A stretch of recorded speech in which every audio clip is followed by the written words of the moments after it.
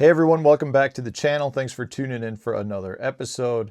I got a really good viewer suggestion for a video the other day regarding trailers. How do I go about choosing trailers for my swim jigs? And I thought that this would be a really good video topic, and I'm going to address this not just from the standpoint of swim jigs, but pretty much all trailers in general. Whether you're putting a trailer on a vibrating jig, a swim jig, a jig, a spinner bait, it really all comes into play in the same manner with respect to how I go about choosing these various trailers.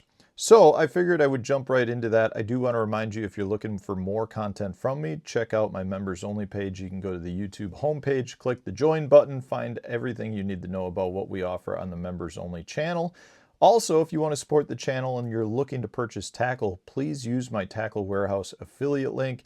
I make a little bit from the purchase or from each of the purchases that are made, and that money goes right back into making content for YouTube. So that would be very much appreciated. You can even go ahead and bookmark that for future purchases as well. So let's talk a little bit about trailers. You know, I think a lot of people recognize trailers as the part of a bait that really brings it together. So in this case, this is just a Picasso Dock Rocket jig that I've got right out of the package.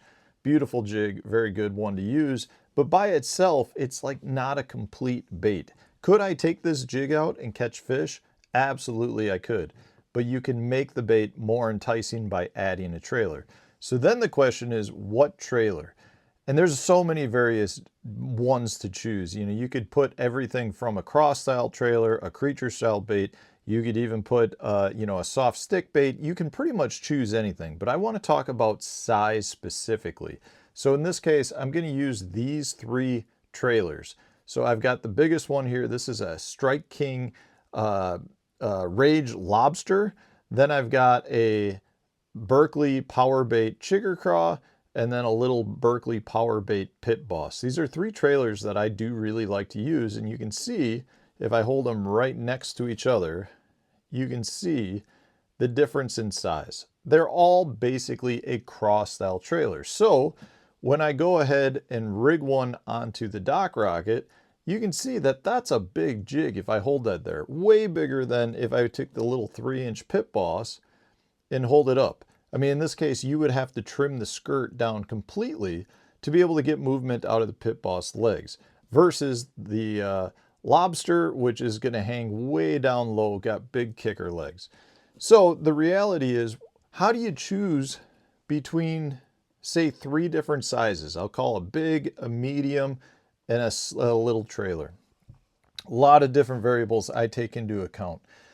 So hopefully this helps some of you. The first and foremost, what I think you need to look at is profile. So if I were to take a trailer, say the big Lobster trailer, and put it on the jig and hold it up just like that, you're talking about a big profiled bait. This is going to change the action of this bait dramatically. With big kicker legs like that, it's going to slow the speed of the fall down dramatically and create a lot more vibration and a much bigger profile. So some of the things that you want to look at are, what type of fall rate are you looking for? Are you looking to slow your fall rate down? Are you looking to keep your bait higher up in the water column?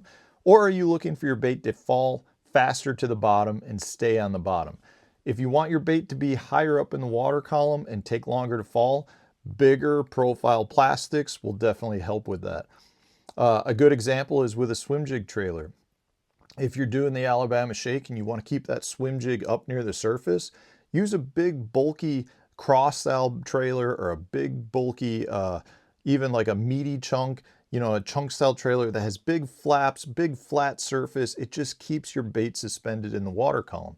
If you're looking to fish deeper and you want to get your bait down faster and stay on the bottom or longer, use a smaller profile bait trailer on your jig. So from that standpoint, you got to recognize that the bigger, bulkier plastics are going to slow the fall of your bait down, and it's going to keep your bait either higher in the water column or lower in the water column. So once you've kind of determined where you want to fish in the water column, then you want to start thinking about matching the hatch. You know, are you looking to mimic a bigger shad, say a gizzard shad, or maybe a bigger bluegill? Or are you trying to mimic a small crayfish hatch? You know, if I'm looking to mimic bluegill or maybe crabs, so like blue crabs, this is one of my favorite pairings when I go out to places like the Potomac River or the James River where you're fishing in areas that have a lot of blue crabs. This is a really good crab imitation. You want a bigger profile bait. If you happen to be fishing maybe up in my neck of the woods after you've had a crayfish hatch and you have tons of little crayfish, that's when I'm going with a much smaller trailer like the 3-inch Pit Boss. So you got to recognize, what are you trying to mimic? What are the fish feeding on? You know, is it just a standard crayfish? Then I would probably go with just with a standard 4-inch chigger cross size. But if you understand the forage that the fish are feeding on, that will help you choose a specific trailer. Another thing that you want to actually think about is, what are the fish that you're fishing for? What is the size of the fish that you're fishing for? And the species, meaning if you happen to be on a place like Gunnersville where you have a lot of largemouth bass and you know you want better quality fish, bigger trailers and on a jig in this example is always going to give you a better shot at a bigger fish. It is a known fact that bigger fish like to eat bigger things. Doesn't mean that's always the case. You can catch big fish on little tiny baits, but generally speaking, you increase the odds and you increase the overall size of the fish that you catch on bigger baits. You decrease the number of bites that you're going to get, but generally speaking, the average size goes up. So depending on what fishery I'm on, I might go with a bigger trailer just based on the fishery. If I happen to be on a fishery that doesn't have a lot of good quality fish, maybe 10 pounds for 5 fish is a good bag, I'm going to go with a smaller trailer. Any day of the week, I'll go with a smaller jig. I'll trim the jig skirt up way up and I'll make a small compact profile bait. That definitely comes into play depending on the fisheries you're at. And then on top of that, what are the species you're after? In my opinion, your smaller profiles generally work better for smallmouth and spotted bass. Your bigger profiled trailers generally work better for largemouth. So if I'm on a fishery that is smallmouth or spotted bass, I'm usually going with a smaller profiled trailer. And that's not necessarily because the fish can't eat a bigger profile. It's a lot of times the way that they act.